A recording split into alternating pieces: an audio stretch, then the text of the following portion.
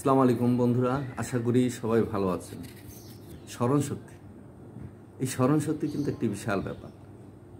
যে সেই ছোটোকাল থেকে শুরু করে একদম বৃদ্ধ পর্যন্ত দেখবেন, ছোটোকালে অনেক ছেলে মেয়ের স্মরণশক্তি কম, আবার অনেকের প্রখর, অনেকের মধ্যম, আবার মধ্য বয়সও দেখবেন আস্তে আস্তে স্মরণশক্তি কমে যাচ্ছে।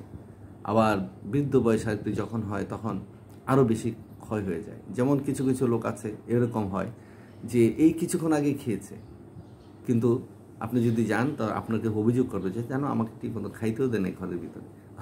অথচ অন্যরা বলে জানেন এই 5 মিনিট আগে তাকে খাওয়ালাম, পেট ভরে খাওয়ালাম। অর্থাৎ খেয়েও না করো, কিংবা বাজারে যাবে সেখানে কিছু কিনে কিনে রাখবে, পয়সা দেবে, কিন্তু সেই জিনিসটা সওদাটা নিয়ে আসবে না। কিংবা কোনো রাস্তাঘাট ভুলে যাবে, একটা নিজের বাড়িতে যাবে সেই রাস্তাঘাটটা ভুলে যায়। এই যে সমস্যাটা, এটা হলো একটা মানসিক সমস্যা।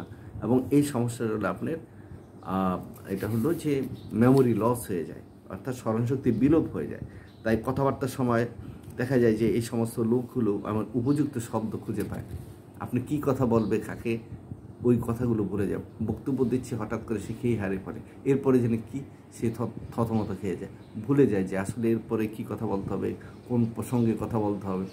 এ ধরনের যদি সমস্যা দেখা যায় যে স্মরণশক্তি বিলোপ হয়ে যাচ্ছে এবং কথাবার্তার সময় উপযুক্ত শব্দ পায় না, তখন তাকে প্লাম্বাম মেট ওষুধ দেবেন।